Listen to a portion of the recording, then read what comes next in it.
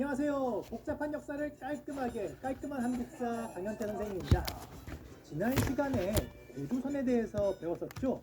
고조선의 건국부터 시작해서 한나라에게 멸망당하는 순간까지 배웠었는데요. 오늘은 그 이후 부분입니다. 고조선의 멸망 그리고 그 이후에 과연 어떤 역사가 전개되었을까요?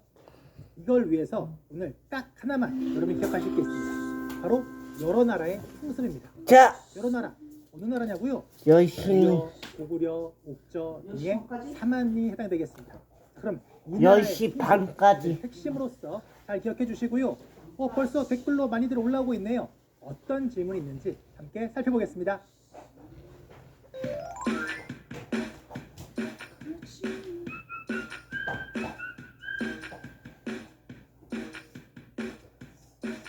움직이에 쫓기다.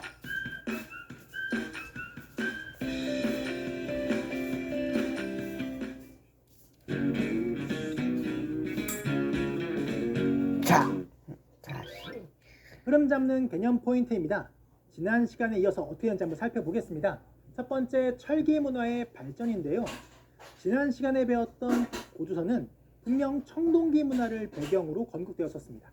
하지만 중간에 철기 문화가 수용되었었죠. 기억하시지요? 기원전 5에서 4세기경 그 고조선의 발전 과정에서 한반도의 철기 문화가 보급되기 시작합니다. 그래서 만주와 한반도 북부에서 남쪽까지 점차 전파가 되는 겁니다. 그런데 이 철기는 청동기랑은 조금 달라요. 뭐가 다르느냐? 청동기는요, 구리, 주석, 아연 섞여있는 합금이었어요. 그게 다 귀한 것이었죠. 하지만 철은요, 좀 더 흔합니다. 흔하다는 것은 쉽게 만들 수 있고 쉽게 접할 수 있다는 거예요. 물론 맨 처음에 만들기는 그 철을 뽑아내기까지 온도를 올리는 건 어렵지만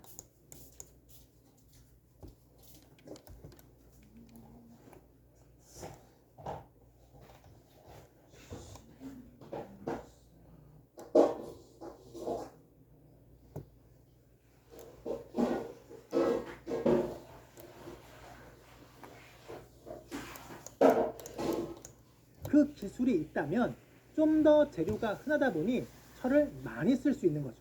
그래서 농기구, 무기 등 다양한 용도로 철기를 사용합니다. 자, 정체화면으로 띄워놓고 보도록 하겠습니다. 귀했기 때문에 지배계층들이 사용은 하지만 농기구로 사용은 안 했잖아요. 그냥 계속 돌이었었죠. 그런데 철기가 보급되면서 부터는 농기구와 무기 등도 다 철로 만들게 된 겁니다. 자, 그러면 원래 돌로 하던 것을 철로 해요. 뭔가 달라지겠네요. 당연히 도구가 발달했으니까. 보시면 철제 농기구를 쓰면요, 일단 땅을 개간한다. 땅을 일구는 거예요. 돌로 일굴 때랑 철제 농기구로 일굴 때랑 생각해 보세요. 어때요? 철제 농기구가 훨씬 수월하겠죠? 개간이 활발해지는 겁니다. 그럼 농업 생산량도 증가되는 거고요.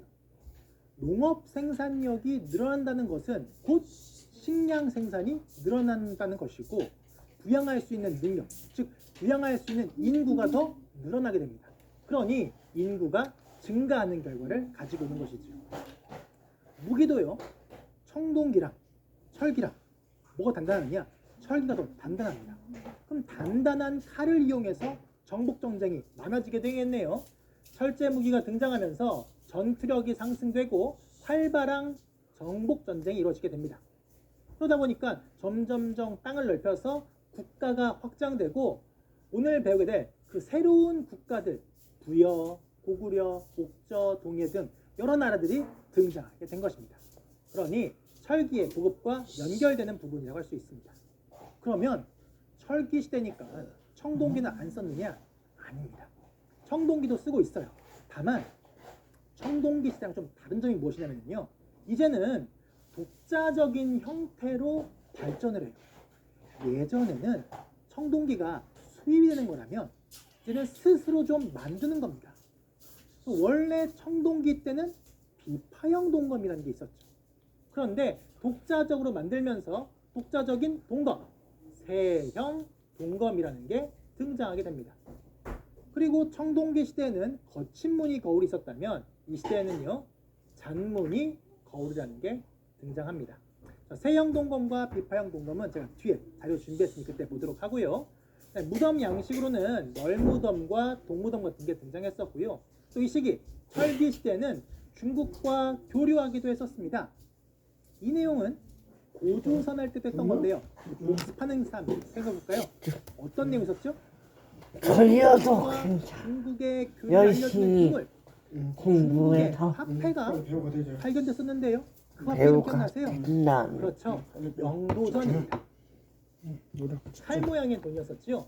이 명도전의 출토를 통해서 중국과 교류했구나 이거 알려준다는 것입니다. 자, 그럼 관련된 유물들 보도록 하겠습니다. 자, 철기의 보급. 자, 철기 문화의 발전 시기가 기원전 5세에서 4세기 경에 만주와 한반도 북부에서 남쪽까지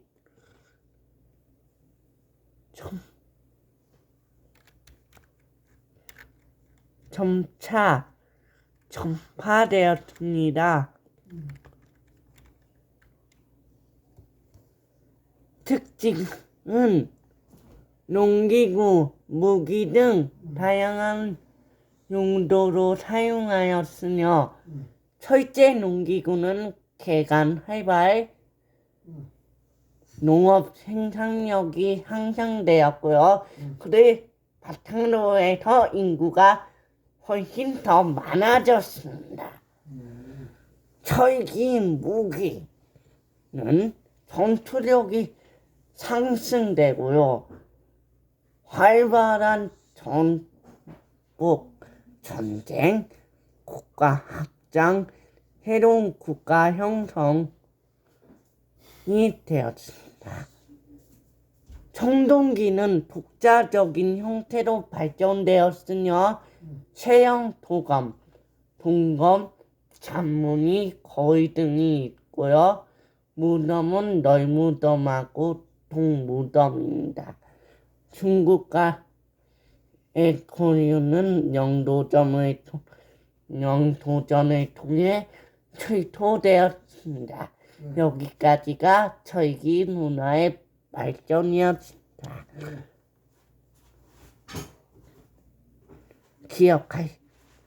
잘 기억할 수 있도록 바랍니다.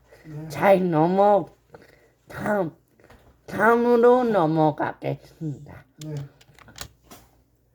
지난 시간에 봤던 게 비파형 동검이었어요. 비파형 동검을 보시면 비파 모양의 악기처럼 생겼다고 했습니다. 약간 울룩불룩한 모습들이 보이죠. 반면 철기 시대의 동검은요, 세형 이렇게 갖는 모습 보이시나요? 이런 세형 동검인 겁니다. 분명히 모양상 대비되고 있습니다. 비파형 동검이 주로 등장했던 것은 청동기 시대고 세형 동검이 등장했던 것은요 철기 시대 독자적인 청동기 문화의 발달과 관련된다 라고 보시면 될 것 같습니다. 다음 지난 시간 봤었던 것이지요. 칼 모양의 돈인 명도전. 이 유물을 통해서 뭘 할 수 있다?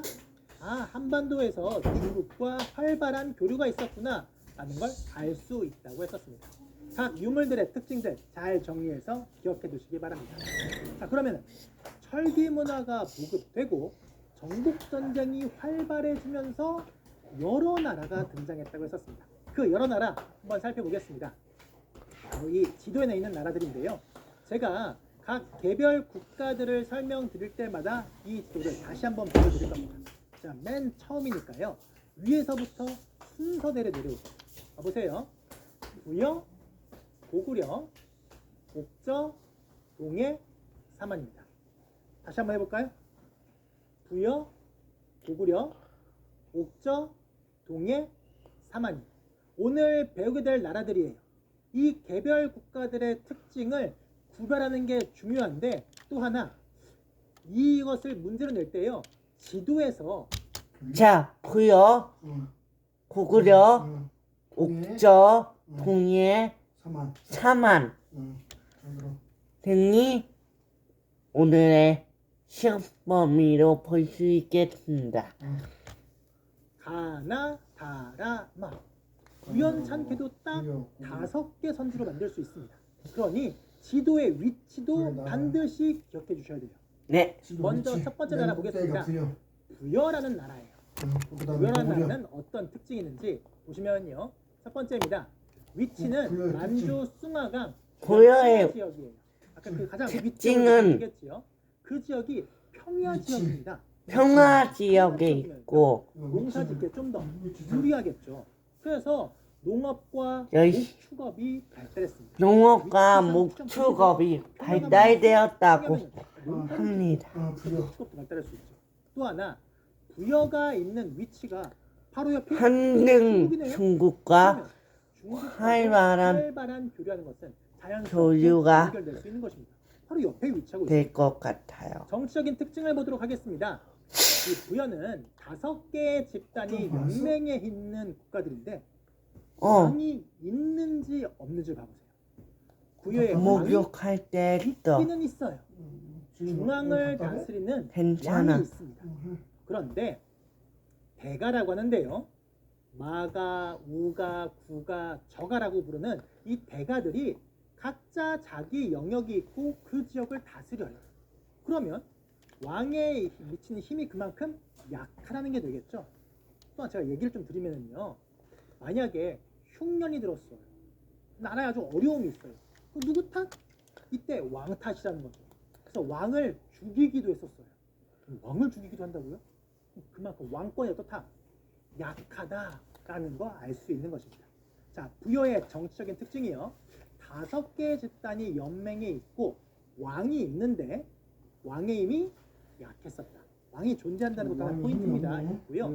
한 마가, 네. 우가, 구가, 저가라고 되어 있는데 이 부분 보시면요. 마가 할 때 마자는요. 말이에요. 말. 우는요. 소를 얘기하는 겁니다. 구는 개를 이야기하는 거고요. 저는 돼지예요.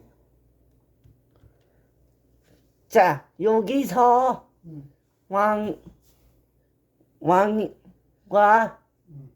왕이 중앙에 있었고요.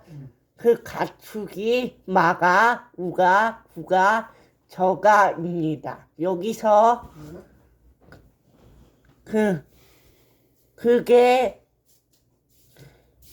그 의미는 말, 소, 개, 돼지라는 의미입니다. 자, 넘어가겠습니다. 말, 소, 개, 돼지 다 뭐랑 연결되냐면요. 가축이거든요. 가축명이 잠자기 전 지도자에게 30분. 것은 그만큼 가축이 중요한 사회라는 거 알 수 있겠죠? 봐보세요. 뭐가 발달했다고요? 목축업이 발달했다고요. 그러다 보니 자연스럽게 연결되는 부분이라고 할 수 있겠습니다. 자, 이제 부여의 풍속입니다. 풍속. 부여에는 제천 그거는 행사가 있었는데요. 12월 달에 잠자기 전 30분이라는 의미입니다. 아까 첫 번째 질문이 제천 행사가 무엇인가요? 라고 물어봤었는데요. 이 부분은 제가 뒤에 고구려할 때 같이 한번 설명드리도록 하겠습니다. 일단 부여의 제천 행사가 영고라는 거 하나 기억해 주시고요. 두 번째는 순장이라는 풍습이 있었습니다. 이 순이라고 하는 것은요. 따라 죽을 순자예요. 따라 죽는다고요? 이때 사람들은 사람이 죽고 나면 죽은 세계에 가서도 산다고 생각을 했었어요. 그래서 신분이 높은 사람들이 혹시 죽으면요. 그 사람을 못 쓰던 사람들을 같이 죽이는 겁니다. 네. 그런 것들을 순장이라고 합니다. 당시 사람들의 세계관을 좀 알려줄 수 있는 거죠. 또한 일책 12법이라고 이야기하는데요. 아주 엄격한 법률을 시행을 해서요. 만약에 한 가지를 훔치면 그 12배를 배상하도록 하는 일책 12법. 엄격한 법률을 시행했었습니다. 이 부분을 좀 더 자세히 준비했거든요. 한번 볼까요? 자, 키포인트. 풍속. 부여의 풍속은요, 영고라는 건데요. 제천 행사가 12월에 있었고요. 순장이 이 책 12법입니다. 그 자세한 내용을 더 살펴보도록 하겠습니다. 엄격한 법률 몇 시행했었습니다. 시간? 이 부분을 좀 더 자세히 준비했거든요. 어. 한번 볼까요? 아빠가 또 내가 모셔 넣을게. 부여의 법입니다. 응? 사람을 죽인 자는 사형에 처하고 그 데려, 결국은 노비로 삼는다. 데려다 준다고 도둑질하면 잘 됐다. 12배를 배상한다 라고 기록이 되어 있습니다. 자, 그렇게 늦게까지 엄격한 공부해도 법률을 된다. 시행했다는 걸알수 있고요. 하나 더 해볼까요? 그리고 혹시 이거 여시- 유사한 거 혹시 기억나세요? 자, 맞아요. 배우가 고조선의 탈주법. 되기 위해 그때도 이걸 통해서 뭔가 알 수 있었죠. 뭘 알 수 있었냐면 티저를 죽인 자는 사형에 처한다. 그러면 찍는 사형이라는 시간이 원래 있다는 거네요. 9시까지 찍어야 된다는데 또 하나 매일 노비로 삼는다는 걸 통해서 내일 저희 매니저님이 회사를 안 가시기 때문에 데려다 주신다고 합니다. 자, 똑바로 해. 자, 계속 이어나가 보겠습니다. 아 여기도 신분자가 있었구나. 그리고 남의 물건 훔치면 12배로 배상할 만큼 그만큼 사유재산을 상당히 중시했던 나라다. 이런 거 알 수 있는 것입니다. 다시 한번 말씀드리면 역시 이런 법률 조항 등을 통해서 당시 사회상을 알 수 있다. 자, 이 메시지를 전달해드리고 싶습니다. 자, 부여의 특징이었습니다. 다음 보도록 하겠습니다. 이제 두 번째 배울 나라입니다. 두 번째 배울 나라 어느 나라냐? 부여 밑에 있는 나라죠. 고구려라는 나라가 되겠습니다. 고구려는 혹시 여러분들 기억하시나요? 주몽이라는 사람이에요. 그렇죠? 부여에서 내려와서 고구려를 건국했던 그 인물이 되겠지요. 한번 보도록 하겠습니다. 고구려인데요. 건국은 누가 했느냐? 부여에서 온 주몽이라는 인물이 세웠습니다. 어디서 했냐면 졸본 지방에서 했었는데요. 그 지역에 원래 토착 세력도 있겠죠. 노력하는데 토착 방해된 세력과 힘을 합쳐서 작게. 건국했던 것입니다. 근데 이 지역이 한 나라가 고조선을 멸망시킨 다음에 군현을 설치했던 지역이었거든요. 그런데 할머니 그 지역에서 한해 군현을 몰아내면서 점차 세력을 확장했던 게 되겠습니다. 처음 말씀드렸던 위치 바로 졸본 지역인데요. 이 지역은요 부여가 평야 지역이었던 것 달리 산간 지역이에요. 산간 지역이면 아무래도 방어에는 좀 유리할 겁니다. 그렇죠? 외적이 침입했을 때 막기는 좋아요. 근데 문제는 무엇이냐?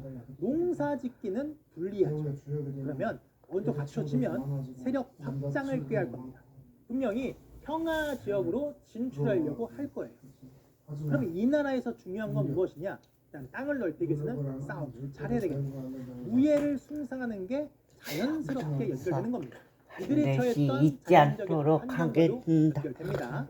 다음 정치적 특징 자, 보도록 하겠습니다. 집중합니다. 부여와 같이 5개 여기까지. 연합한 연맹국가였었어요.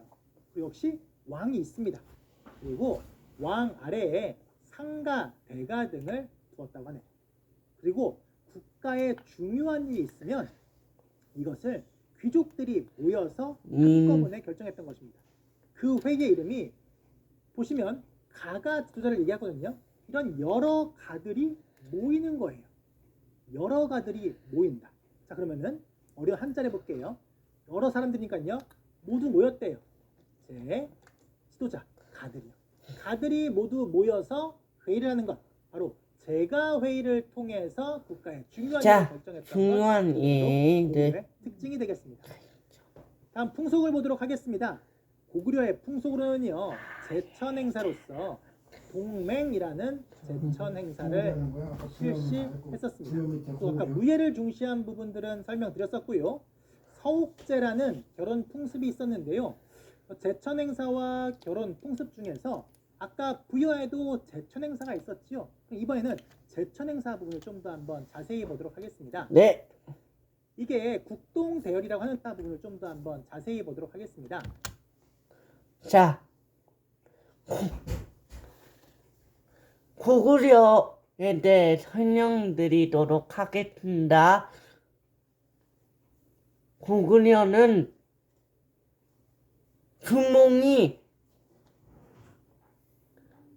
부여에서 온 주몽이 전국 시켰고 압록강 유역에 토착 세력이 늘어났습니다. 한해 군연을 몰아내고 세웠고 위치는 돌본 지역에 있다고 합니다. 농경과 군이하고요. 평야지역 진출이 도모한다. 네. 정치의 경우는 5개의 지당이 연합한 연맹국가입니다. 왕 아래 상가 대가를 넣습니다. 제가 회의를 통해 국가의 중요한 일을 결정했는데 풍속은 동맹이 있었고요. 제천행사가 10월에 있었고 무예 중시는 활쏘기, 말타기 등을 참가했었습니다. 서육제도